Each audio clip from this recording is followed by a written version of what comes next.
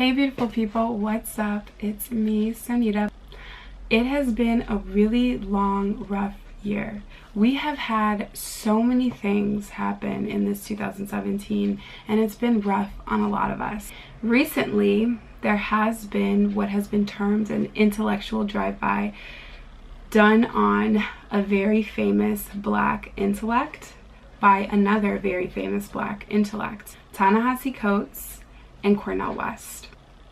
It's been very painful and very public to see two of these people who mean so much to the Black community having this very public fight, and it's driven an even wider chasm in a community that's already being divided in so many ways, right?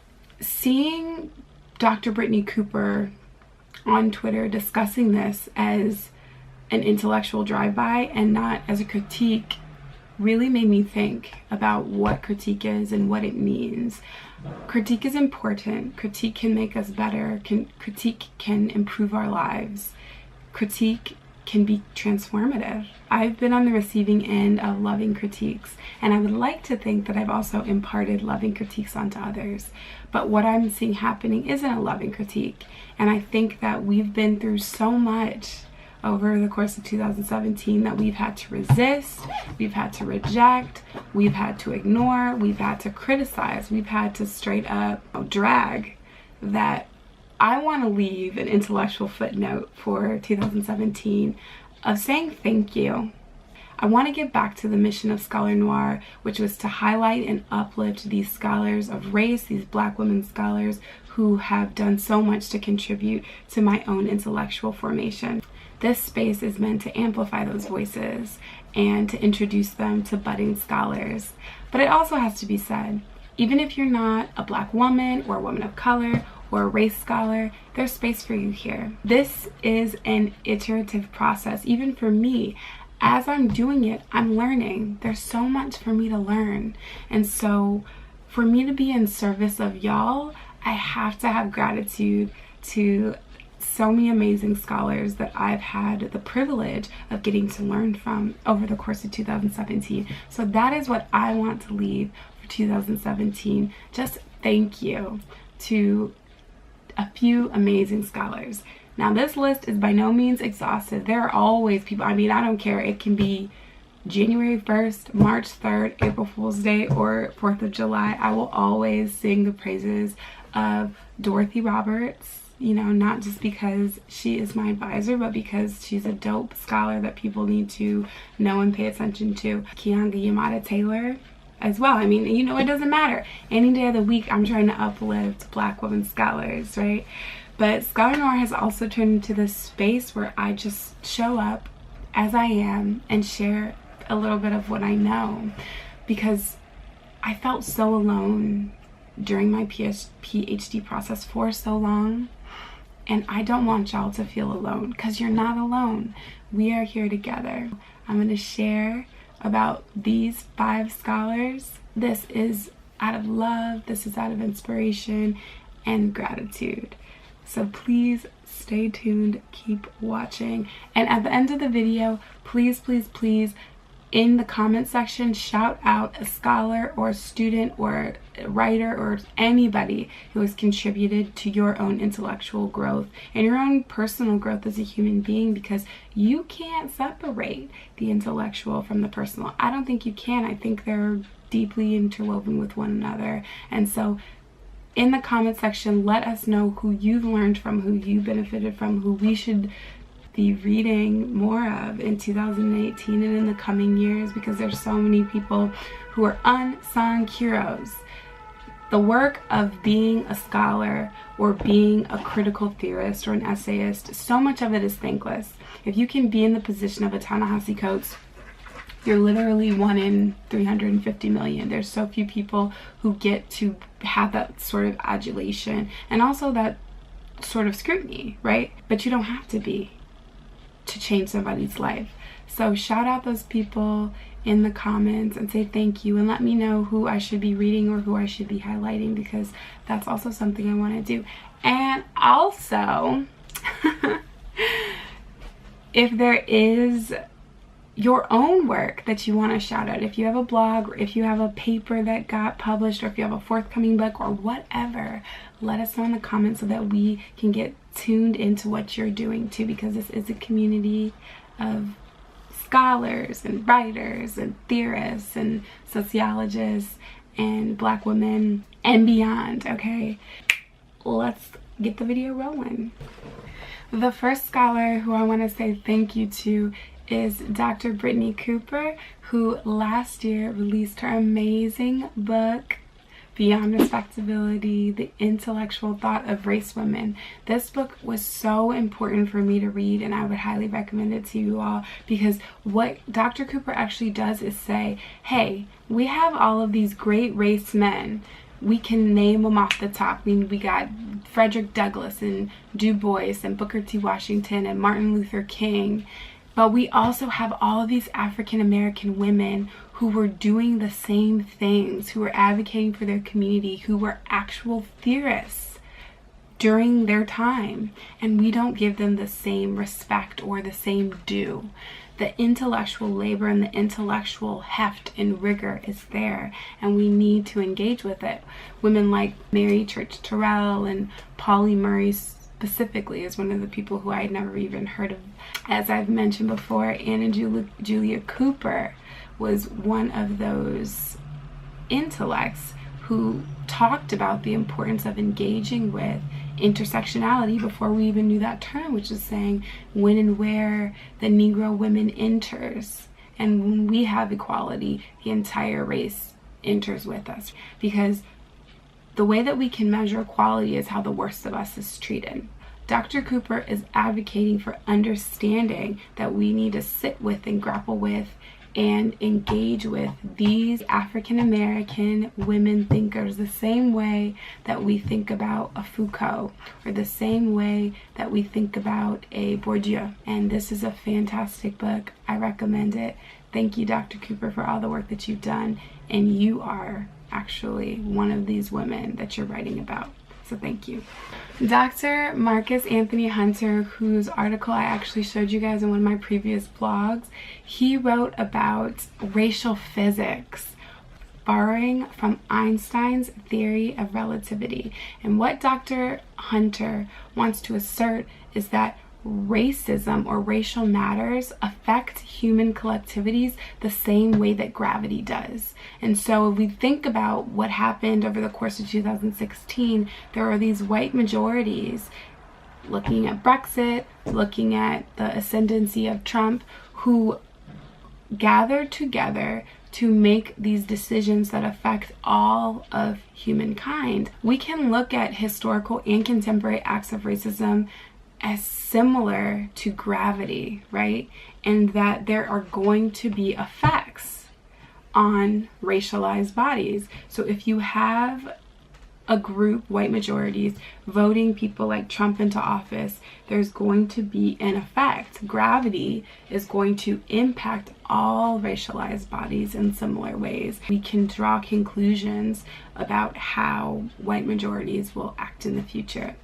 It's really powerful. It's really fascinating and interesting. I think that this racial physics argument is going to be one that is highly influential in the future, because it helps us to understand that white supremacy or racism or racial stuff is so much more deeply embedded than just individual acts, which people are still very quick to look at, you know, racism as just an individual act of saying something racist to somebody else. It's so much deeper than that. It's actually forming and structuring our entire society the way that gravity does. That's powerful. Big ups to Dr. Hunter. He's amazing. I have met him. He's so kind. Thank you so much for that article. Sarah Ahmed's book, Living a Feminist Life, was extraordinarily powerful for me, because it was a contemporary book about what it means to be a feminist that has a sentence in it, or a few sentences, that I completely agree with.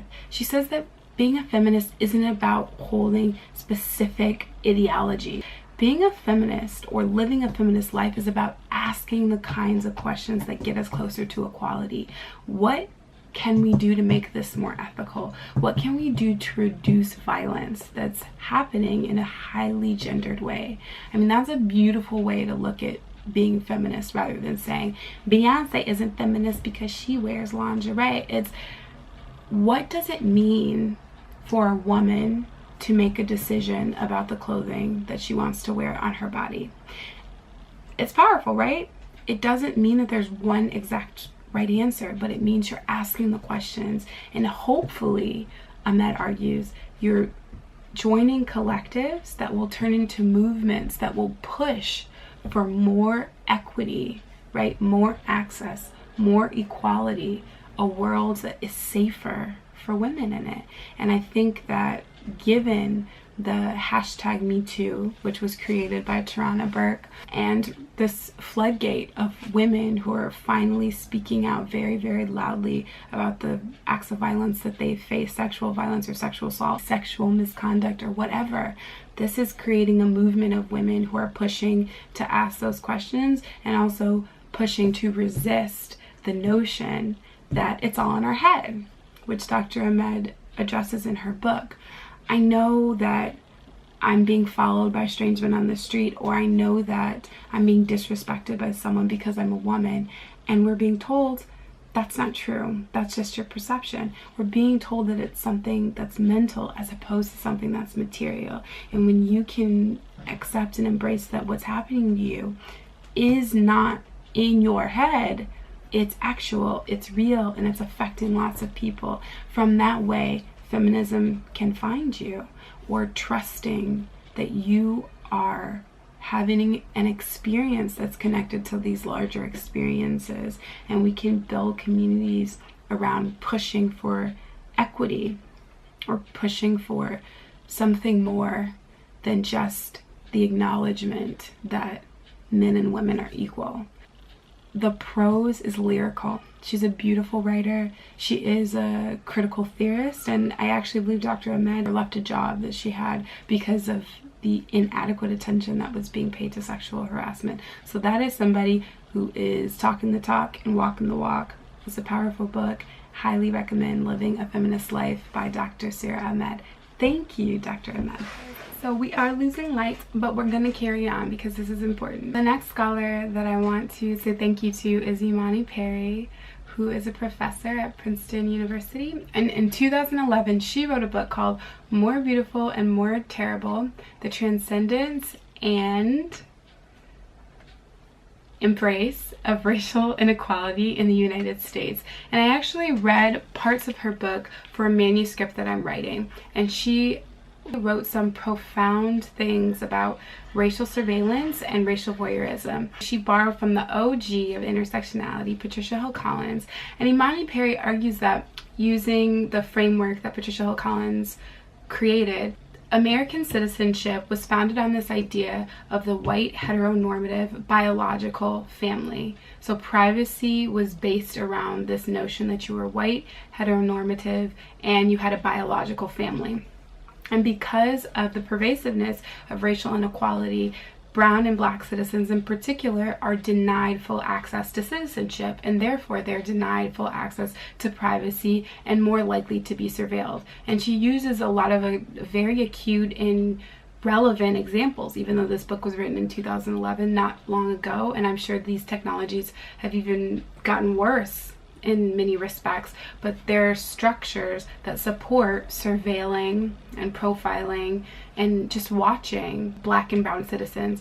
State enforced agencies are allowed or permitted to legally surveil people of color. So for example, in 2010, when they passed the law in Arizona that police were required to stop and detain anyone who looked like an undocumented immigrant, they were legalizing racial profiling. And so therefore, being born with brown skin, you would be more likely to be considered an undocumented immigrant, because that's also coded for a person of color. There are undocumented folks of all races who live in the United States, and yet brown people are more likely to be stopped. And there are lots of studies that show this. She also uses a fantastic example of the Personal Work Opportunity and Reconciliation Act, which actually Bill Clinton signed into law, which was the reform of the welfare system. It permitted the state once again to control and surveil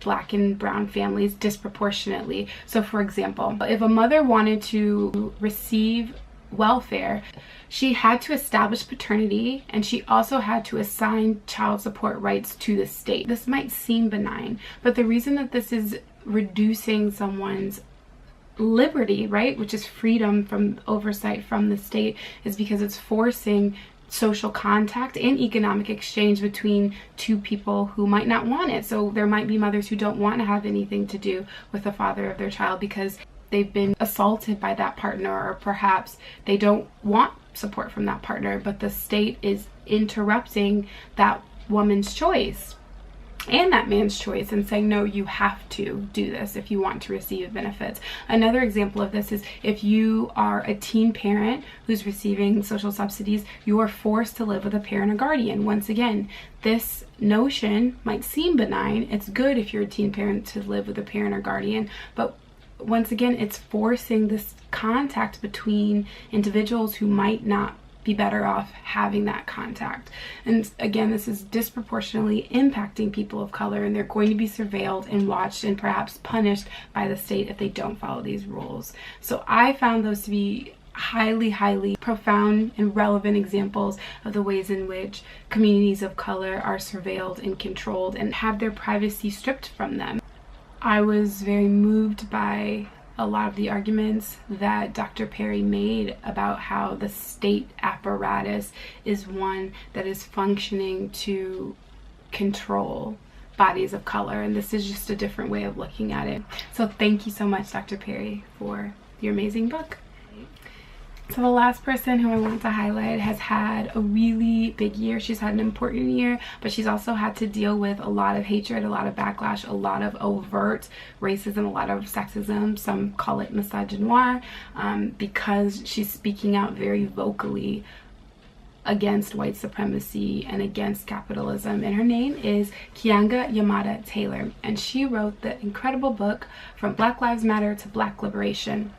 There's so much that I want to say about this book, but again, trying to keep this video short, so just want to point you guys to a few of the things that I found very profound about this book. One of the core arguments that she makes is that when we look at racial inequality, when we look at the fact that it endures, when we look at the fact that access and opportunity are different, they're vastly different. Sometimes they're worlds apart, right? When white households' median income is 10 times that of the median income of a black household, there's something going on. Taylor argues, we're told time and time again, it's because of black pathology.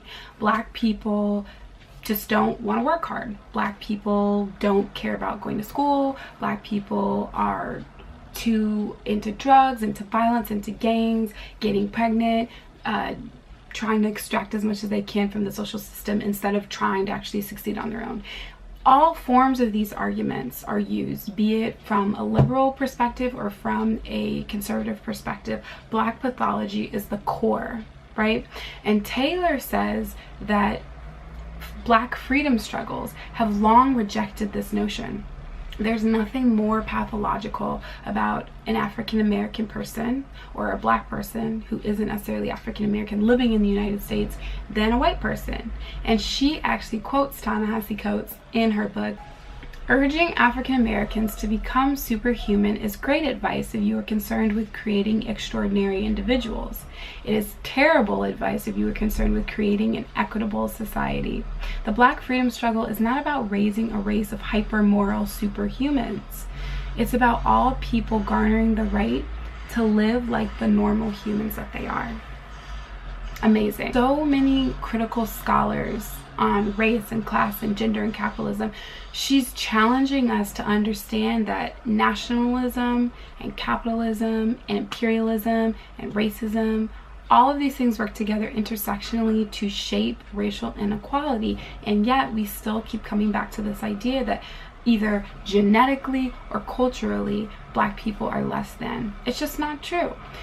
She also argues that in order for us to truly understand why there is so much inequality in the Black community, or why Black folks have so much less than their white counterparts or their Asian counterparts, we need to understand that for 400 billionaires to exist in the United States, 45 million people have to live in poverty, because you cannot have a system that rewards so few people while so many people are suffering. They are tied together. You got to get into intersectional understandings of these things. And here's a quote. "Perhaps at its most basic level, Black liberation implies a world where Black people can live in peace, without the constant threat of the social, economic, and political woes of a society that places almost no value on the vast majority of Black lives." I thought that that was a really beautiful and simple understanding of what equity would really mean for Black people in the United States. And she says that while Black Lives Matter is in its infancy, because this is a movement that is only a couple of years old, its success is going to require an understanding of intersectionality and how power and oppression are tied together. So Dr. Taylor, thank you so much. She just released another book. I have not read it yet. Otherwise, I probably would have talked about it, but it is called How We Get Free. So that is definitely on my list of a book that I need to purchase. But you know, buying books in France is not the same as buying books in the United States. This woman is amazing. She's out there fighting the good fight. We have to look deeper, make these connections, and then also align ourselves with political movements that are in favor of increasing access and opportunity for all and not just a few, because we not with that talented 10 shit over here, okay? Even Du Bois wasn't with that either. Okay, so that's it. I am going to have to vastly edit this video. I was moved to say thank you, because scholars work so hard, often for so little recognition of what they do, but they move people, they transform lives, they're transforming my life, and I hope that by sharing this, people feel activated to go out and read some of this work, or write their own work, or share the works that have inspired them. So please do that in the comment section. There's been so many difficult things that have happened in 2017, but let us not forget that there are so many things to celebrate that have happened in 2017. And also 2018 is gonna be lit. I'm positive, I'm sure of it. I'm convinced of it. I have to be. I mean, Black Panther is coming out, A Wrinkle in Time is coming out. In the art world, things are amazing, and we can also mimic that in what's happening politically and socially too. I just had to take a second and celebrate all these people who keep me going, and you guys are part of that too. You keep me going. You don't even understand how much your comments and your support means to me. It means so much to me, and I'm here to be in service to something greater than me. So thank you for being a part of that, and I wish you the happiest of holidays, whatever it is that you celebrate, a beautiful new year, and I'll see you guys in 2018. Peace. Peace. Would it not be a Scholar Noire video if I wasn't doing something bullish, y'all?